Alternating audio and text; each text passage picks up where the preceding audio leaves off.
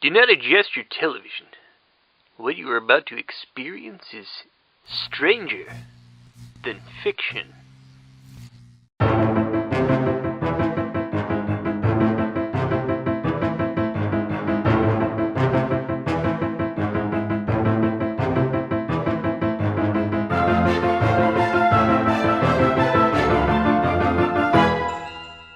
Hey there, strangers, and welcome to Stranger Than Fiction. We are joined with our lovely co-host. Hi, I'm Heidi. And my name's Devin. We are not only co-hosts of this podcast, we also run a YouTube channel called Channeling Spirits. Yes.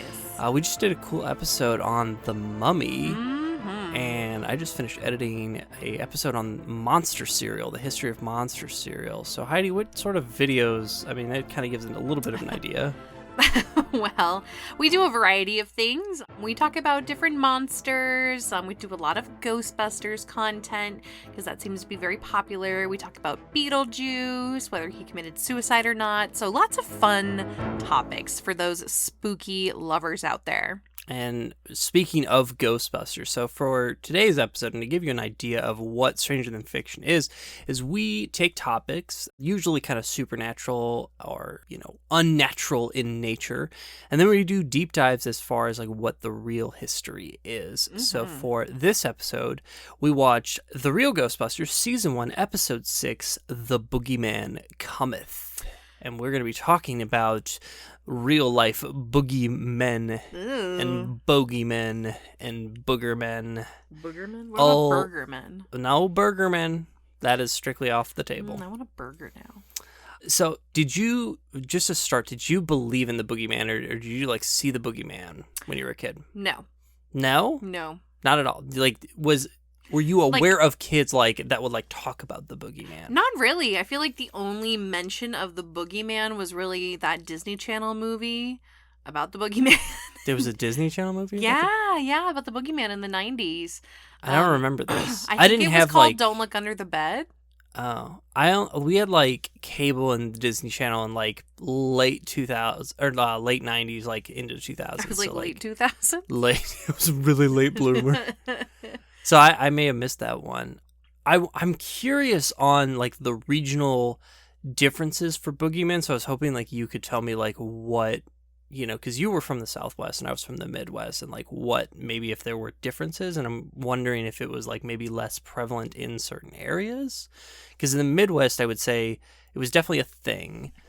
I mean, there was definitely monsters. I was always afraid to that something was going to grab my foot when I jumped out of my bed to go to the bathroom in the middle of the night. Were you more afraid of under the bed or in the closet? Both, because my bed directly faced my closet. Oh, you were totally screwed. Just if monster was going to get you, the door had to be closed. I could not sleep with it open. Wow. Which is interesting because I also like our bathroom door closed at night, if you notice that. See, we had a bunch of I was in a bunk bed. I was in the bottom bunk. So I was monster food. My brother was going to be fine.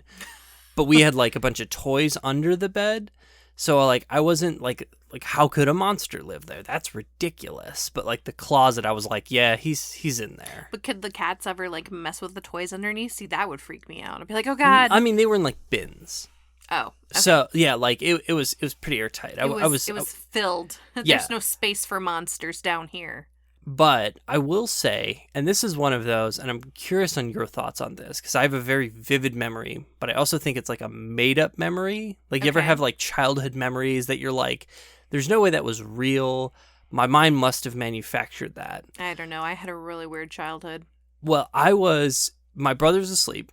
Mm-hmm. It's late at night, and the closet door creaks open. That's the worst. And a white clawed hand just emerges from it, and I freak out. Now to this day, I can very vividly remember that, but the logical adult in me is that wasn't real. You're just clearly have an overactive imagination.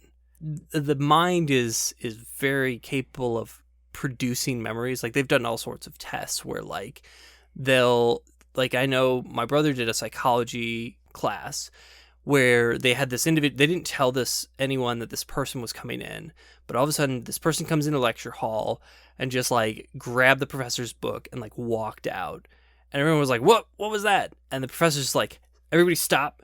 Give me a description of that individual." One, everybody had a different description, and two, nobody had a proper and like exact description. And the whole point was essentially witness testimony is really questionable, and like our memory is not as good as we think it is. And a lot of times we will fill in gaps because we'll be like, "Did they have a yellow hat? Yeah, I think they definitely had a yellow hat." And then all of a sudden it's like they didn't have a hat at all.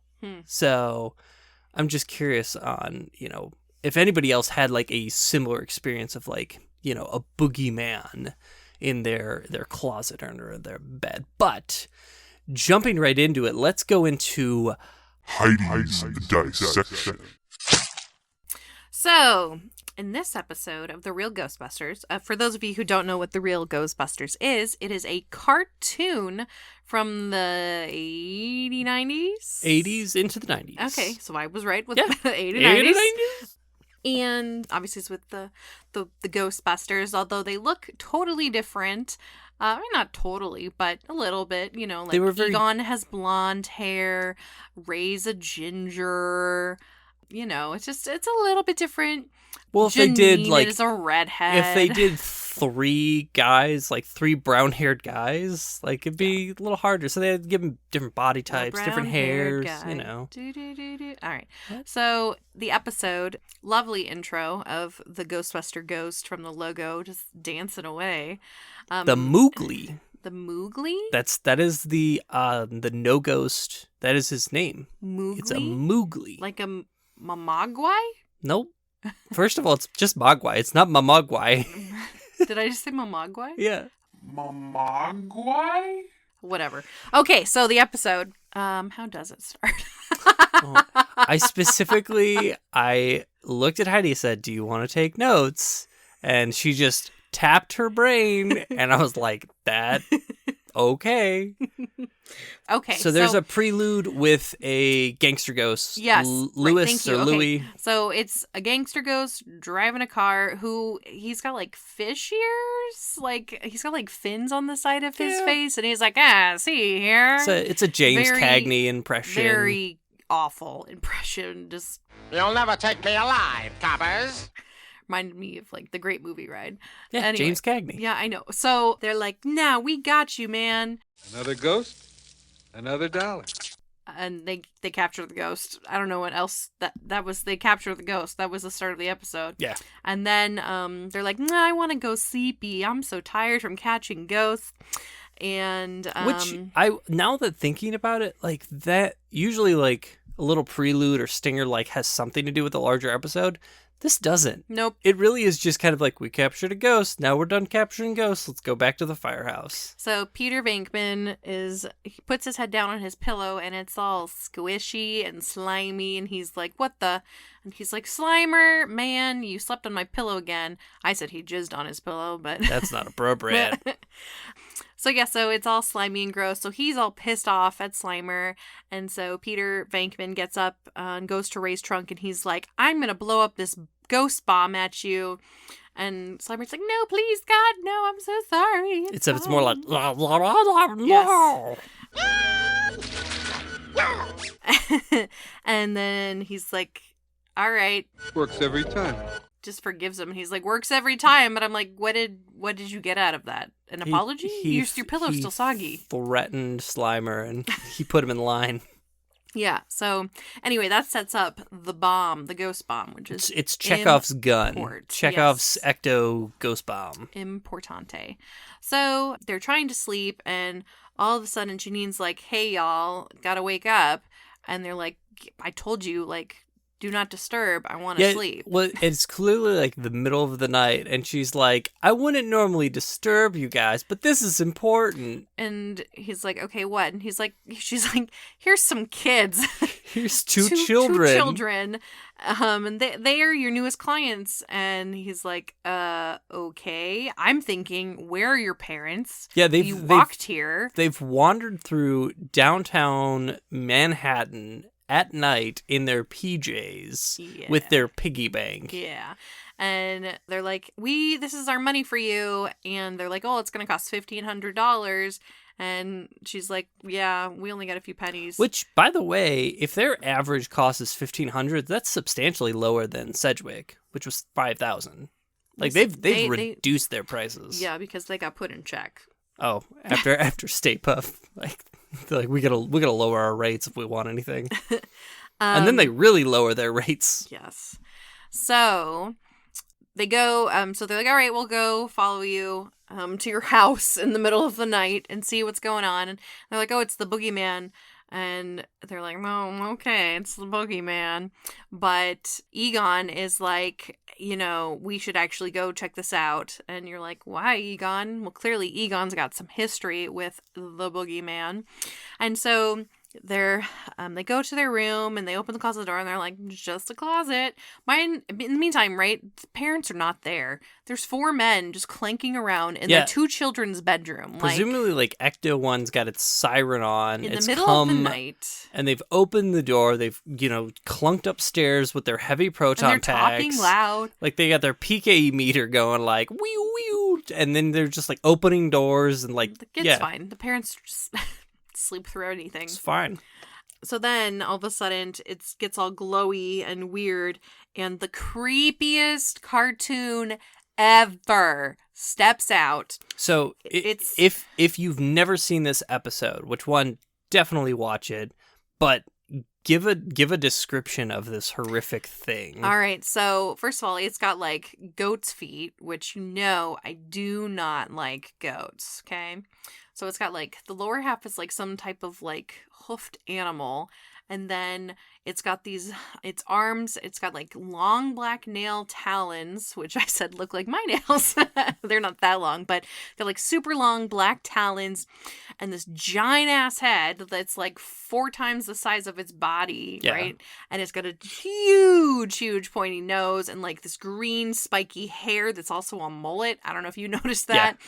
And then it's got like huge teeth and then sharp teeth in the front and just like red eyes. And this thing's standing like terrifying. 12, 14 feet tall. Like it's like twice the height of a man. If this existed, I'd be like, yeah, I'm out. So literally like really creepy. Like when I watched it, I was like, I'm uncomfortable. Mm-hmm. Anyway, so this thing comes through the door and he goes immediately for Egon. He's like, I remember you. Also, he's got a super creepy voice. He's like, I'll be back, children. It's like, I remember you. Really raspy and just like, he kind of pitches it perfect where he's like, I remember you. So you make him sound like Gandalf. It doesn't sound like Gandalf. Yeah, that's Gandalf. It doesn't sound like Gandalf. All right. Well, no, you sounded like Dumbledore in the first movie. Fine. They're both just fine. That's what you sounded like. Gandalf. No. That's a different wizard. No, the first voice. Don't you know anything about Harry Potter? How dare you? Anyway, so they blast him with the proton streams? I almost said proton packs, and I was like, well, yeah, I mean, but then my mind went to like protein packs, like that. Never mind. Anyway, so they blast him. It doesn't really do too much. It just like shoves him back in the closet. And so like the kids are like, now do you believe me? And they're like, yeah, we do. And then the parents finally walk in. What's all this commotion? Like, what's going on? Like, why are there 4 men? But my favorite is Ray just like pulls out this like wallet with a Ghostbusters like badge. Just like, we're official Ghostbuster business. Don't worry about it. Like, oh, okay. And the mom's like, yeah, you guys should leave. Like, even if I woke up in the middle of the night, my child has now like a plumber in there and he just like pulls out his plumber ID. He's like, don't worry, official plumbing business. I'd be like, get out of my house. What are you doing in my house? Go away. And I'd call the police. Anyway, so they leave and they're like, all right, we got to figure out how to get a hold of the Boogeyman since we can't go back to this house we've been kicked out of. And so they're like, well, the Boogeyman feeds on children's fear, so we should set up a bedroom where the Boogeyman will go through their closet door. And so they look at all these apartments for rent and finally find a really dodgy one for $1,500 a month, which if you think about, if this was in the 80s to 90s for $1,500 for that shithole, like... Yeah, I kind of want to do the crap. math because this would have come out in 1986. So 1,500, I mean, I don't know what the square footage and the bedrooms and bathrooms, but like... It was one bedroom. Did they say one bedroom? It was one, yeah. I'm just making that Oh, deduction. okay. Well, I will, if you're watching this on YouTube, I'll put up what the inflation rate for what that would be per month, and I'm curious on, like, that probably tracks, honestly, with, like, Manhattan housing and apartments, but still absurd. Crazy. And Egon's just like, We'll take it. let's do it. Yeah, well, it's because he's got got a vested PKE interest. Well, no, high PKE activity towards the closet. So he's But- like, this But is he the also, one. he wants revenge. Yes. Why? Because? Well, because they set up, like, they're reading, like, Tobin's Spirit Guide, and they're, like, reading about the Boogeyman, and Egon reveals, like, a big character arc, which they don't really dive too much into, Yeah, and I he's kind of like- wish they did. Yeah, he's like, the Boogeyman's actually why I became interested in the paranormal and started researching it. When I was a child, the boogeyman would come out of my closet. He's the reason I started investigating the supernatural. But Pretty I big deal. And I think that's really interesting that, like, Egon, the most logic-based of the Ghostbusters, has almost such an irrational origin that it's just like the most implausible creature is what inspired him. Yeah. And so it's a good, like, because if it was Ray, you're like, yeah, Ray, you believe anything. Like, you believe sponge move and it's something important. Of course you forget, Peter. I was present at an undersea, unexplained mass sponge migration. Like, it is, okay? Leave okay. SpongeBob alone. Oh, not that one. Anyway, so they set up this bedroom. I was really confused because they just start bringing in furniture, and I was like, are you guys actually moving in? But then I realized, they're setting the scene. Yeah. Okay. So they set the scene, and they're like, how are we going to convince the boogeyman that a kid lives here? And so Egon dumps a bunch of stuffed animals onto Peter, and Ray's like, oh my god, it's like a stuffed puppy plushie. I forget what he calls it. Dopey dog. Dopey dog.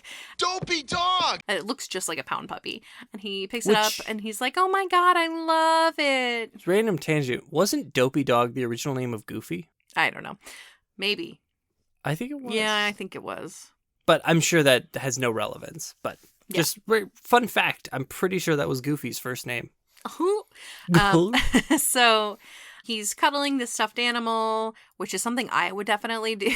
Like, I love stuffed animals. And he's like holding it, and they're like, we need to find someone who's got the mind of a 6-year-old. And he's like, Dopey dog! Like holding it.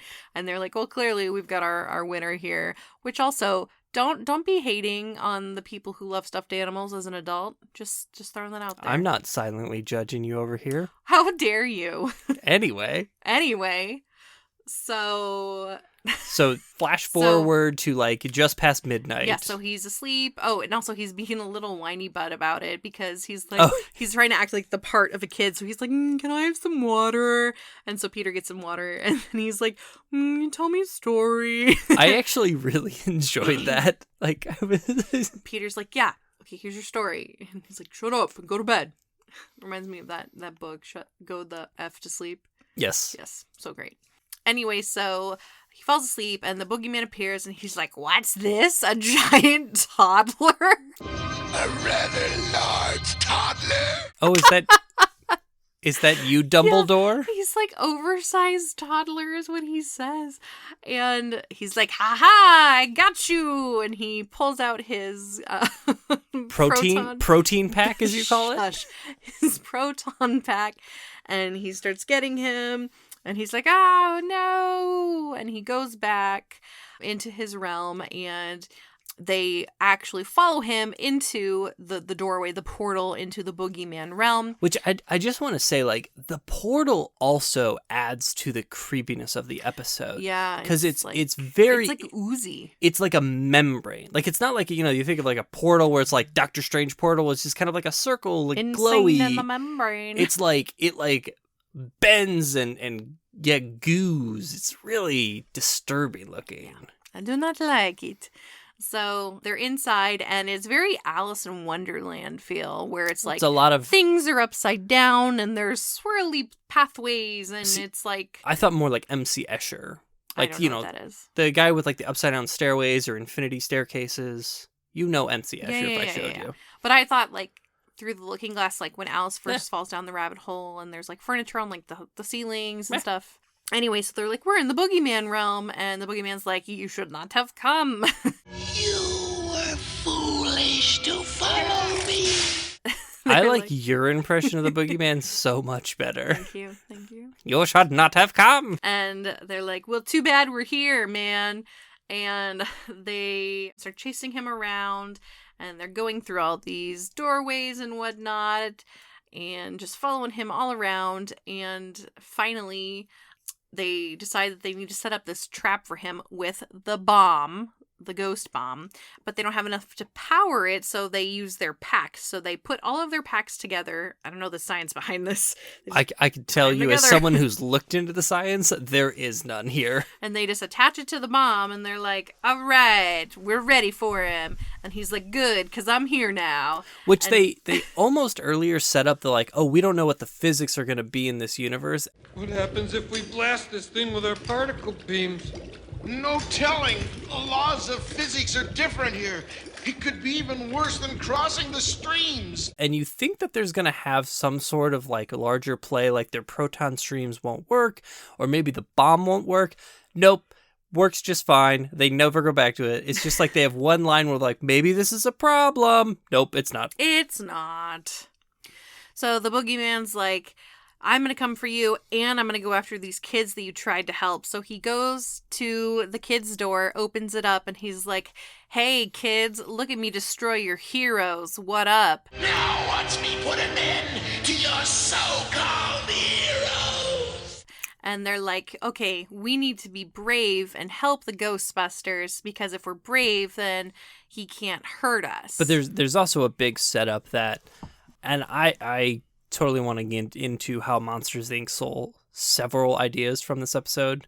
They definitely stole the fact that monsters like live off fear, and also that there's this dimensional area with all these doors that lead to different kids' bedrooms. Directly lifted from this episode, because it's really cool, because the Ghostbusters are just like running around, running through doorways, just running through people's like apartments and houses, and they're just like, wow, man, that's why we shouldn't live in Hollywood. And I'm like, what does Hollywood have to do with Ghostbusters running through your house? Like, people just run through. It's fine. Oh, crazy Hollywood. So they bring a bag of marbles with them, and they're like, let's be brave and bring our marbles because reasons, although they look like giant blueberries. Yeah, I thought they were blueberries. I thought they were grapes. I don't know why. Blue grapes? Yeah.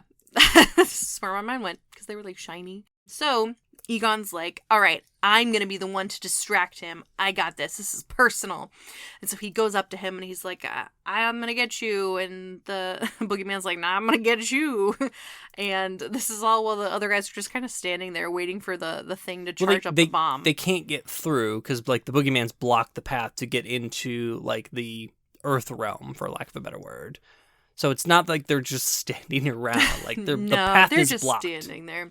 And so the two kids are like, hey, Boogeyman, suck on this. And then they throw the marbles, and the Boogeyman starts to run after them, doesn't see the marbles, and then slips and falls. He's got a giant head, okay? His peripheral vision is limited. And so he like falls over the edge, but holds on to the edge. And I don't know why the Ghostbusters didn't just stamp on his hands. Well, maybe because then he could have like grabbed their foot and like, I don't know, pulled them down. Maybe. And so, why don't you do that, when the Boogeyman grabs your foot in bed? Okay. So the Boogeyman's just hanging on, and the Ghostbusters run towards the door with the kids, pick them up, and they go to close the door because the bomb's about to go off.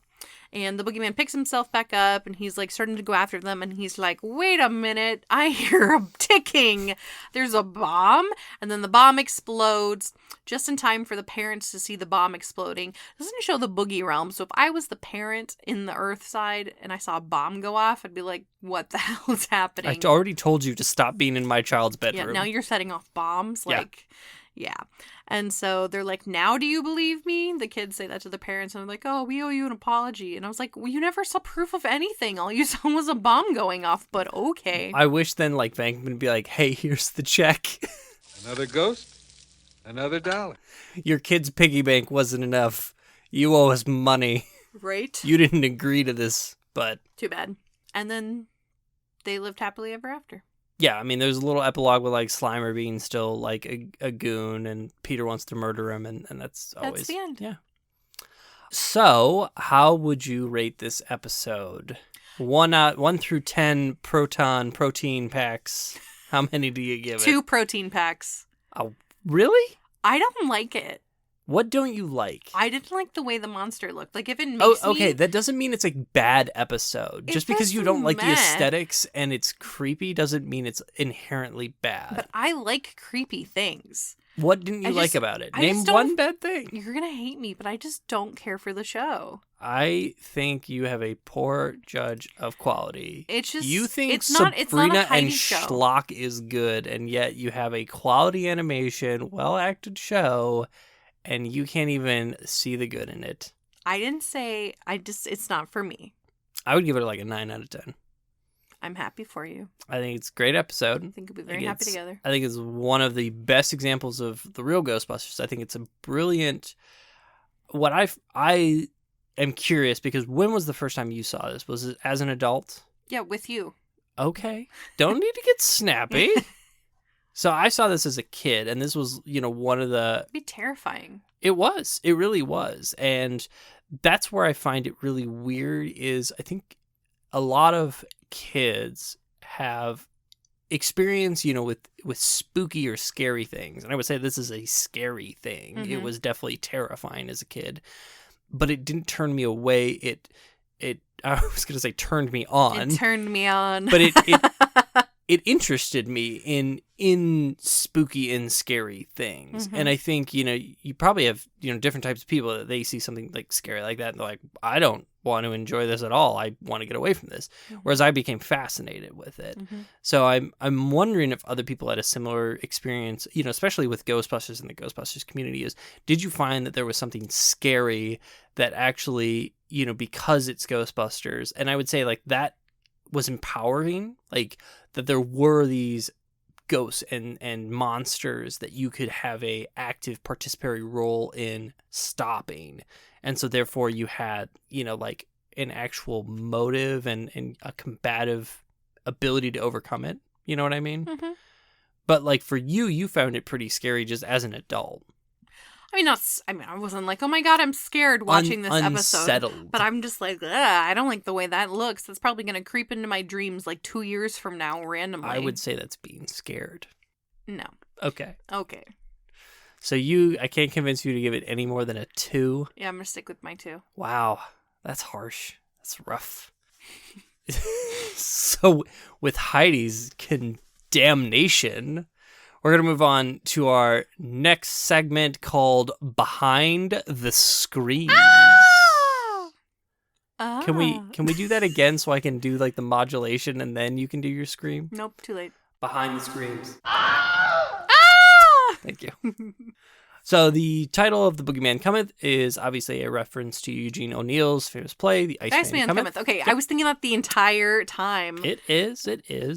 This was directed by Richard Reynes. He would direct actually all 13 episodes Richard Reynes. of The Real Ghostbusters Season 1, including Citizen Ghost, which we covered in our first podcast episode. Yes. If you haven't seen it, Or make heard it. sure you check it out. He would go on to direct 13 additional The Real Ghostbusters episodes. 13, so spooky. 26 in total, 13 and 13. Oh. So I was trying to be... spooky. It was written by Michael Reeves, who also wrote 10 episodes of The Real Ghostbusters, including the sequel follow-up, The Boogeyman is Back. Ooh, nope. Yeah. No, thank you. So maybe I'll force you to watch another Boogeyman episode because you love The Real Ghostbusters Then so we'll watch the much. Boogeyman Disney Channel movie that you missed out on. I'm curious about that. I bet you it's on Disney Plus. I'm sure it is. That's oof.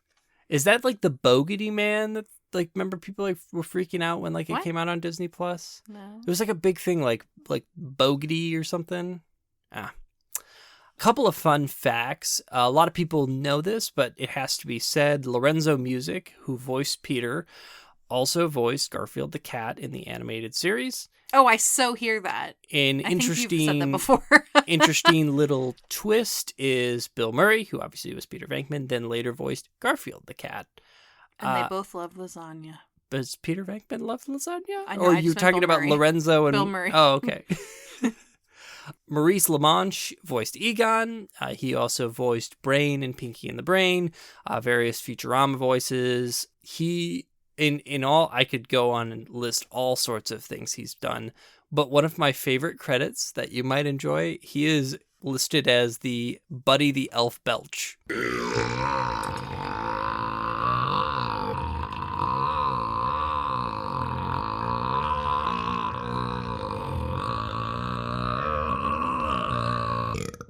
The big burp? Yeah. That was real? I mean, I'm sure they modified it, but the fact that like somehow they like had to bring in Did you hear that? like Maurice for that. I want that on my resume. Belcher. Yeah.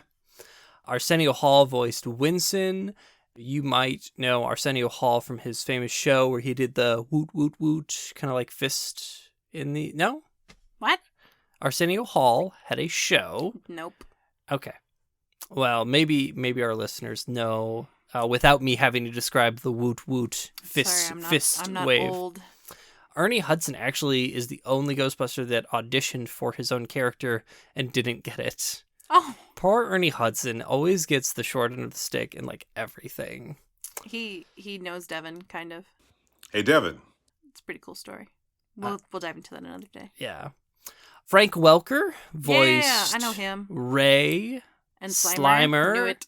and the Boogeyman, as well as hundreds and hundreds and hundreds of other voices, Megatron and Dr. Claw, all sorts of weird animal voices like Apu from Aladdin, Lion Roars. So we've got Maurice who does belches, we've got Frank who does lion roars. They're doing all sorts of weird sound effects. Boys. This is the Boogeyman's first appearance in the Real Ghostbusters. Like I said, he would come back in another episode and some cameos.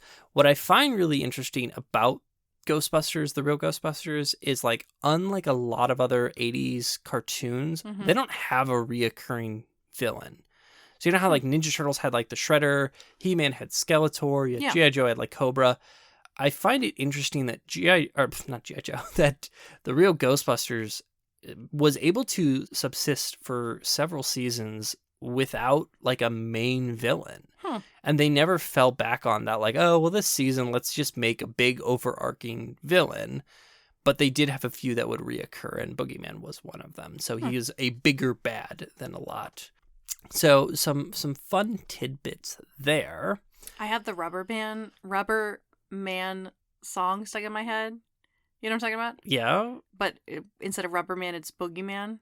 Here comes the Boogeyman. And it... Dun, dun, dun. Oh. I can't play that because we'll get like a copyright ding. Boo.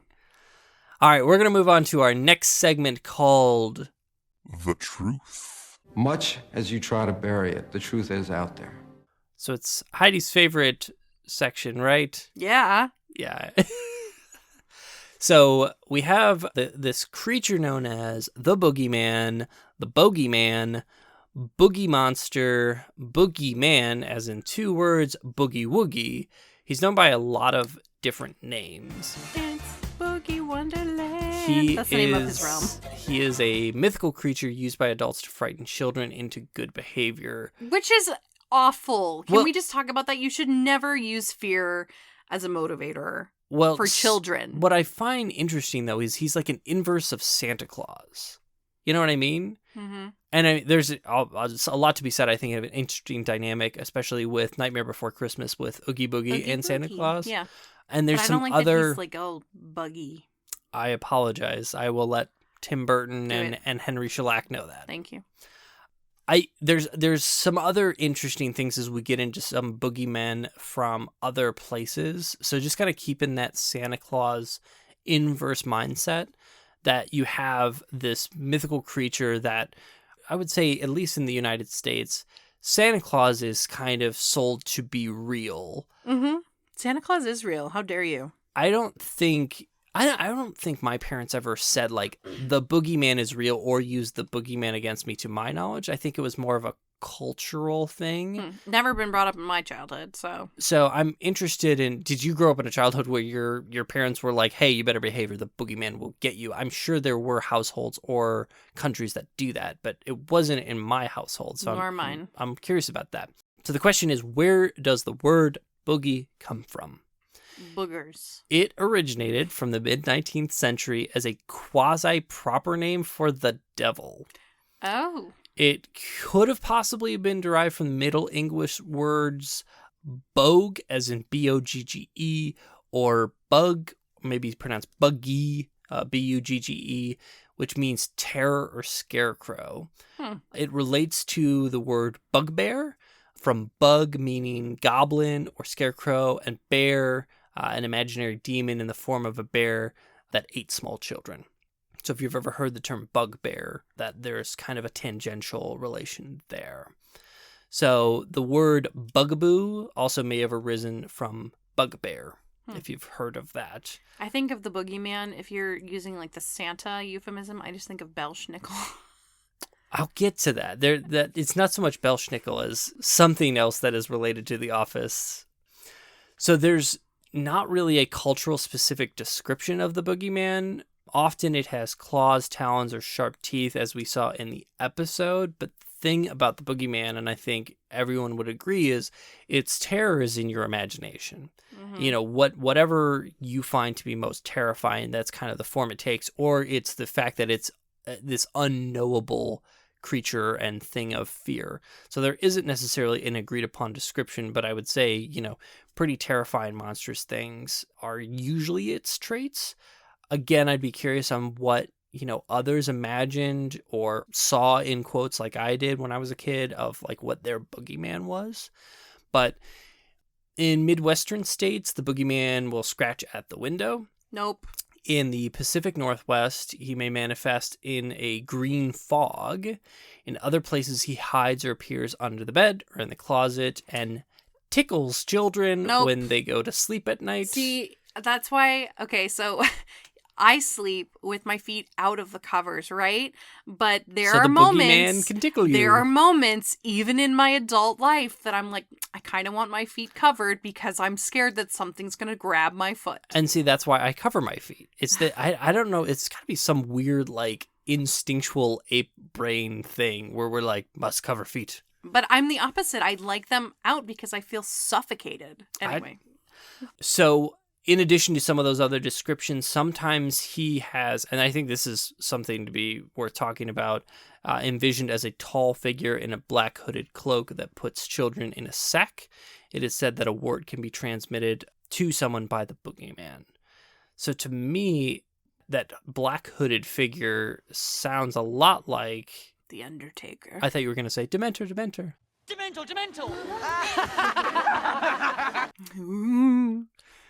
Or, you know, the shadow people, maybe the Hat Man, Ugh. sleep paralysis That's what I was demons, thinking about, was the Hat figures.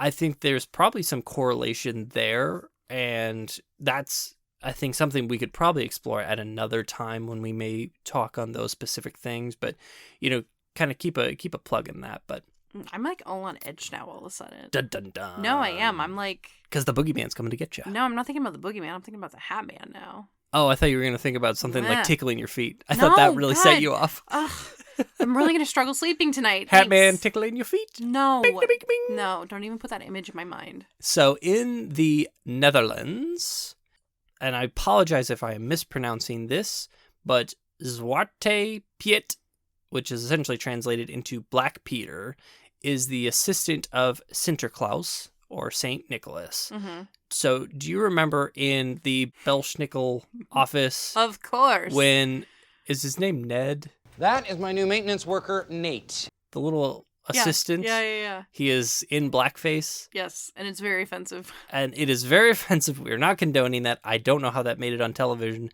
but he is dressed up as Black Peter.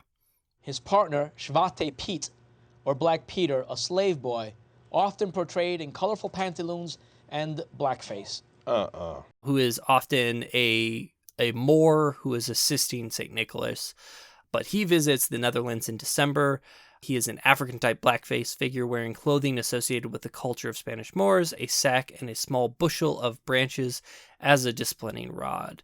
So the sack may contain sweets or presents to reward children for their good behavior, but the sack can also be used to take bad children away. So it's essentially like Belschnickel. Yeah, well, I mean, you have a lot of characters like that. Like Krampus is very similar, where he would assist Saint Nick. Yeah. But, he had the same sort of bushel and disciplining rod and sack. So I think that's really fascinating that there were other cultures that really put together a boogeyman. And like, it was very much like a carrot and stick. What does he say? Belschnickel? Yeah, no, what does he say? Like... Cheer or fear? Yeah, cheer or fear. Belschnickel is here. Cheer or fear? Belschnickel is here. I judge your year as admirable. In other areas, the boogeyman, I believe this is in Germany. I apologize, I didn't write this part down. But the boogeyman is known as der schwarze Mann, which translates into the black man. Schwarz does not refer to the color of his skin, but his preference for hiding in dark places like a closet, under beds of children, or in the forest at night.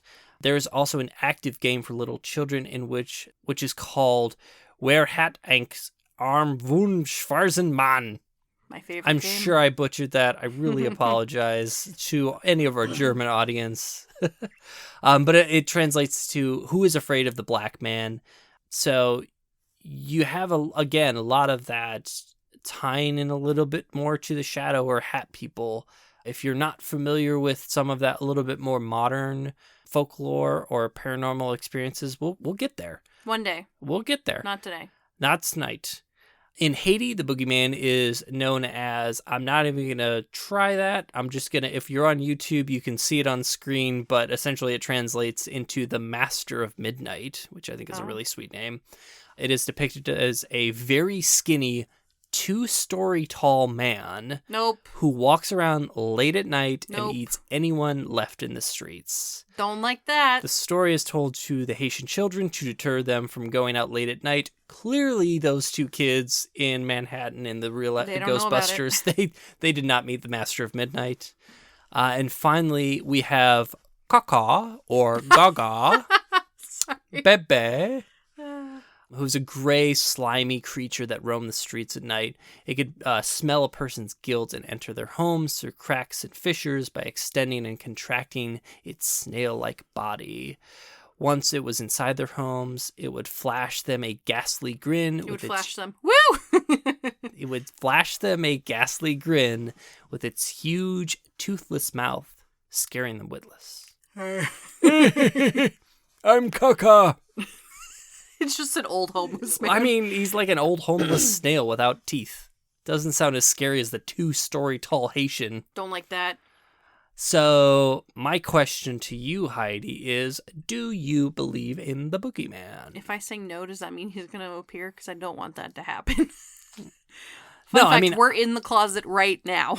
No, I mean, so you didn't believe in the boogeyman, obviously, as a No, but kid. that doesn't mean I didn't believe in, like, a monster showing up. Like, it wasn't specifically in my head, the boogeyman. Do you think that I have two theories. One, that this is just a, collective conscious manifestation of childhood fears, and also parents use that to get kids in line. Or do you think it is some sort of energy vampiric creature that preys upon children because they have a lot of, energy or are prone to kind of be recognizing of that spiritual world? I'm going to say no. You're just straight up no. Not going to explore. Nope. No? Nope. Boogeyman, not a thing. Not a thing. What if kids are describing seeing a shadow person or something of that nature? That's different. Okay. That's a shadow person. Okay, so... The boogeyman is not a shadow. The boogeyman is like a physical monster that I can, like, poke with a stick. I could not do that to a shadow person. Okay, see, I'm less restrictive on its corporeal nature, but I could believe that it could possibly be like a sleep paralysis hallucination or misconstrued with some other creatures. I'm not I'm not going to totally say that I don't think the boogeyman doesn't exist. I'm not really sure what I saw, whether I saw something real or not. So I'm freaked out, man. I mean, I've seen a lot of stuff too, but like that, like, boo. Yeah. So let us know your thoughts.